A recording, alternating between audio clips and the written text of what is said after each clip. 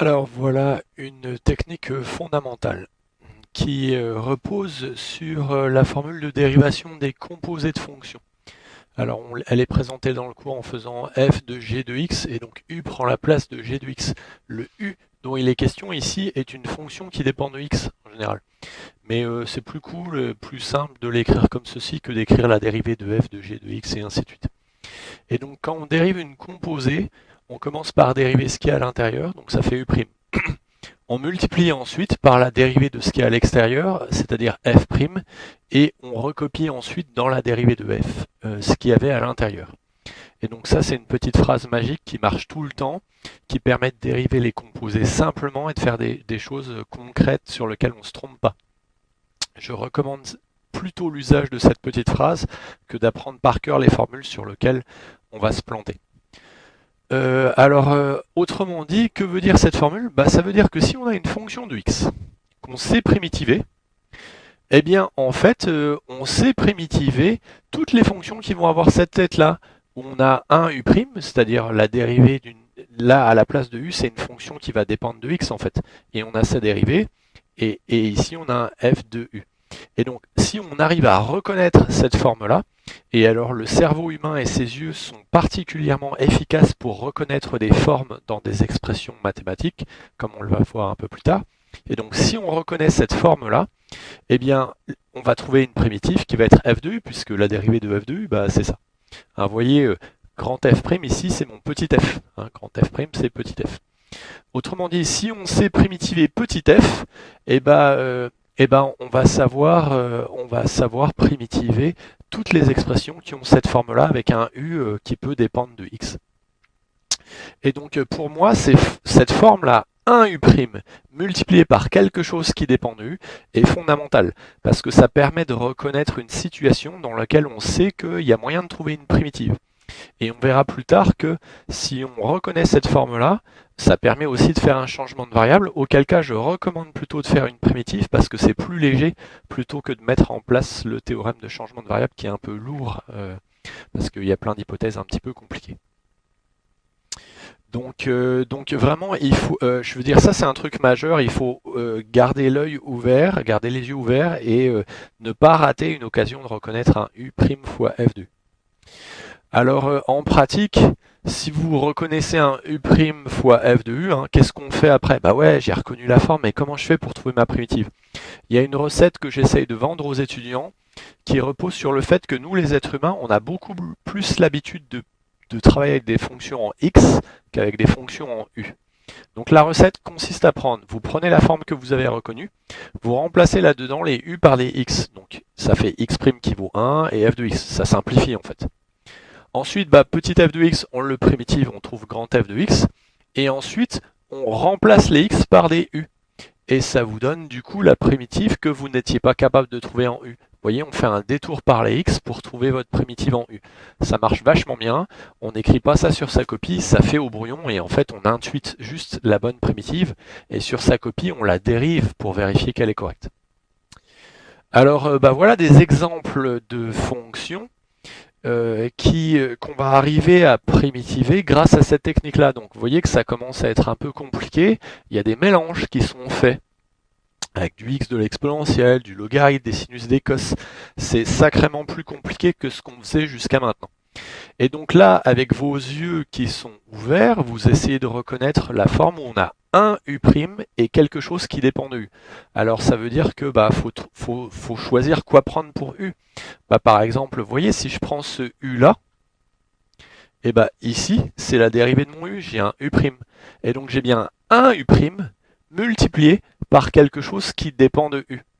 Et donc, si j'utilise cette petite recette pour savoir comment primitiver, vous voyez, j'ai mon u' fois u. Si je remplace par des x, ça fait x' qui vaut 1 et u qui vaut x, ça me fait x. X, c'est super facile à primitiver, ça fait x au carré sur 2. Et après, je remplace en u, ça me ferait un u au carré sur 2.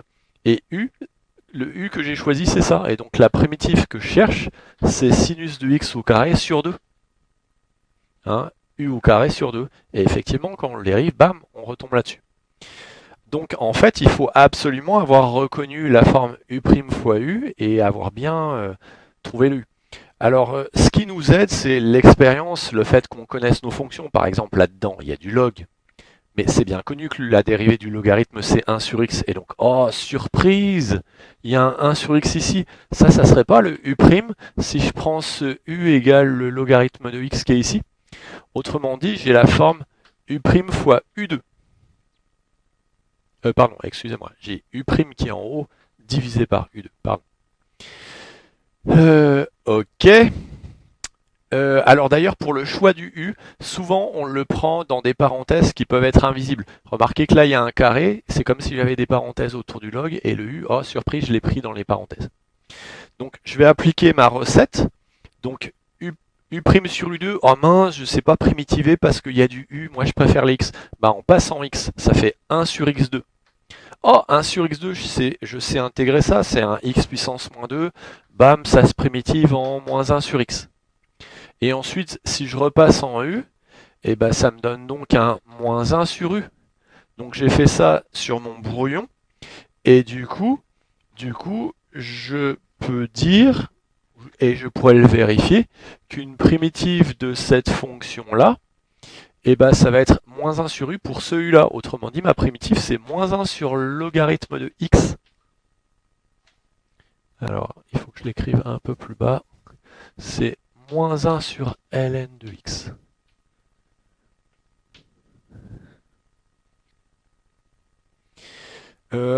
Cette fonction-là, bah, c'est peut-être un petit peu le même bins, mais on va avoir une belle surprise. Oh, il y a du ln. Oh, la dérivée de ln, c'est 1 sur x. Bon, bah ça doit être u'. Et donc, du coup, ça doit être u. Et donc, en fait, j'ai u' sur u. Alors, ma recette pour trouver la primitive, je passe en x, ça me fait donc 1 sur x, puisque x' vaut 1. Ensuite, une primitive de 1 sur x, bah, peut-être logarithme de valeur absolue de x. Ensuite, je repasse en u, et donc logarithme de valeur absolue de u. Sauf que mon u, c'était égal à logarithme de x, et donc ma primitive ici, c'est donc logarithme de valeur absolue de logarithme de x. Alors, bon, bah, on peut enlever les parenthèses si par exemple x est plus grand que 1, auquel cas ça c'est positif strictement, si x est strictement plus grand que 1. Mais bon, on a été capable de trouver une primitive de ça. Alors il reste le x exponentiel de moins x2. Et alors je disais que les u, ils se voient souvent, ils sont dans les parenthèses invisibles. Et là, c'est comme si vous aviez des parenthèses ici. Et donc par exemple, si je choisis de prendre ça pour mon u, il fait moins 2x. Et donc ce pâté là, c'est un u' divisé par moins 2. Ce qui fait qu'on a la forme u' fois u sur moins 2. Donc comme vous pouvez voir, à chaque fois on a un u' multiplié par quelque chose qui dépend de u. Alors comment primitiver ça? D'ailleurs j'ai fait une bêtise là. Oh là. C'est u' multiplié par exponentielle de u sur moins 2. Voilà. J'avais zappé l'exponentielle, ça se fait pas. Ok, donc comment je fais pour intégrer ça? Bah, je passe en x. Ça va me faire exponentielle x sur moins 2. Ah, c'est super facile à intégrer ça. Ça fait comme primitive bah, exponentielle x sur moins 2. Je repasse en u. Ça va faire exponentielle u sur moins 2. Et donc ma primitive, ça va être exponentielle de u, bah, ça fait moins x2 divisé par moins 2. Et vous pouvez vérifier en dérivant que ça marche bien. Alors une conséquence de la formule de dérivation des composés est un corollaire. Et cette formule ici, où à la place de u, on a mis ax plus b, autrement dit, c'est une transformation affine. Et donc si on dérive l'intérieur, la dérivée fait a, multiplié par la dérivée de l'extérieur, ça fait s', on recopie l'intérieur, on obtient cette formule-là. Il n'est pas du tout nécessaire de la prendre, puisque la formule précédente nous la donne. Par contre, il est nécessaire de savoir les éléments que je vais vous donner maintenant. Notamment, si vous prenez a égale 1, eh bien, vous êtes en train de faire une translation. Et dans ce cas, la formule est très simple avec a égale 1. On se rend compte que bon, bah, Si on sait primitiver petit f en grand F, eh bien si on fait une translation, c'est-à-dire en ajoutant une constante, eh ben, il suffit de prendre la même primitive et de mettre juste x plus c dedans. Autrement dit, la gestion des translations, elle se fait mais sans aucun problème. Ça veut dire que pour primitiver un truc un peu compliqué comme ça, bah on fait comme s'il n'y avait pas de c, on primitive et après on met x plus c à l'intérieur. Alors les transformés affines, c'est juste un tout petit poil plus compliqué. En fait, on a un facteur de zoom devant le x, c'est la constante a. Donc, on a une translation quand a vaut 1, mais quand on a autre chose que 1, il faut faire attention, parce qu'on va avoir un terme supplémentaire qui va arriver.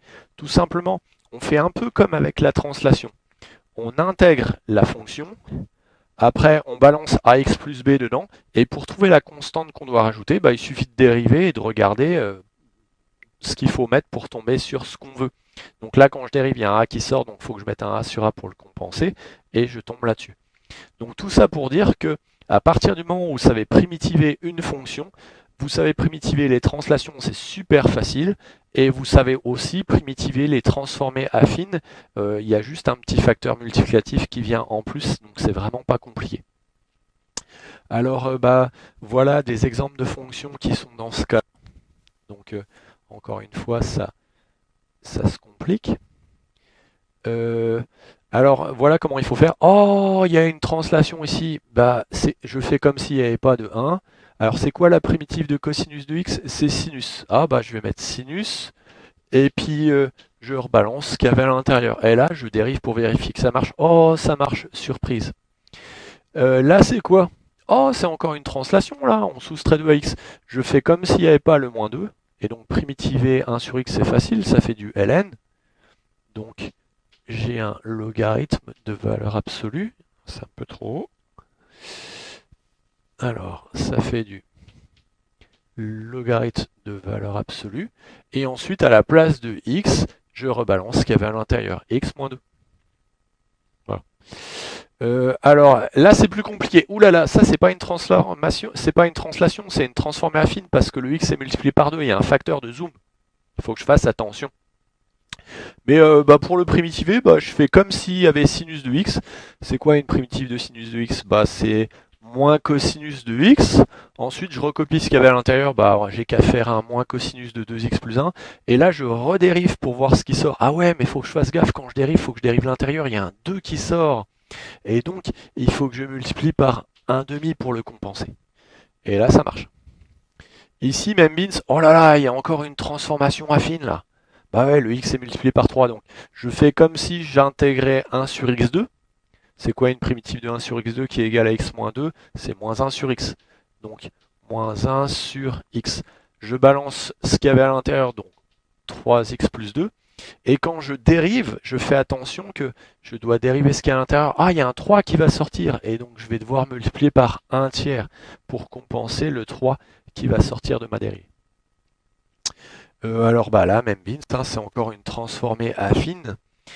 Et donc, je fais comme si j'intégrais le pâté là, autrement dit racine de x qui est un x puissance 1,5. Et donc ma primitive, j'augmente la puissance de 1, donc je vais obtenir une puissance 3,5. Alors, je peux mettre 1 moins 2x dedans. Et puis j'ai qu'à dériver pour voir ce que ça donne pour ajuster la constante. Alors quand je dérive l'intérieur, j'ai un moins 2 qui va sortir. Mais attention, quand je dérive ça, je vais avoir un 3,5 qui va descendre. Donc moins 2 fois 3,5, ça va me faire un moins 3. Ah faut que je divise tout par moins 3 pour que ça marche.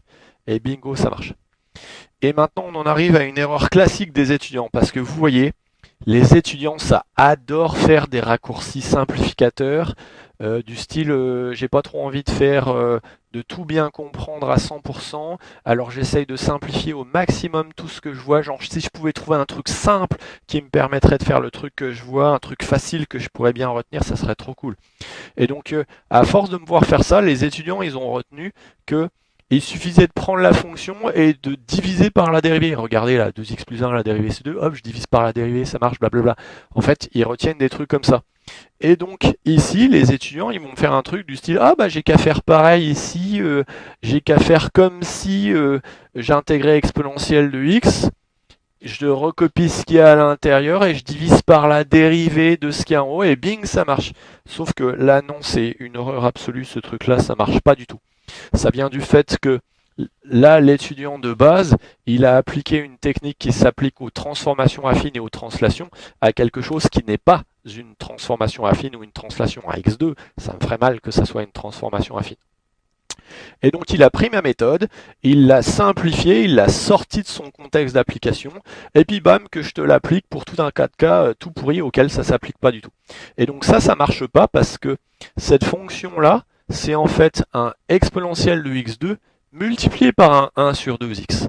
Et donc quand vous dérivez ceci, si je le dérive, vous allez avoir la dérivée de exponentielle de x2 qui va bien vous faire un 2x exponentielle de x2 qui va être multiplié par le 1 sur 2x. Et là, ah ouais, ça simplifie, on tombe là-dessus.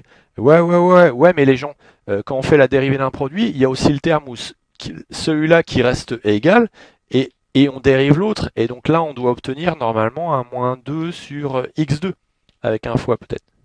Et donc ce terme-là, ah mince, il n'était pas du tout prévu au programme celui-là. Bah ouais, votre primitive, elle marche pas les gars. Parce que vous avez appliqué une jolie petite technique qui s'applique aux transformations affines dans un cas qui ne l'est pas. Donc pas de raccourci les gens. En fait, là dans mon résumé vidéo, j'ai fait tous les raccourcis possibles et imaginables pour simplifier le truc. Vous ne pouvez pas simplifier davantage. Ou alors vous aurez faux. Et là, ça ne me regarde plus. Donc là, en fait, il se trouve que cette fonction, on n'est pas capable de la primitiver. Je ne connais pas de primitive de cette fonction-là. Donc ça, c'est mort.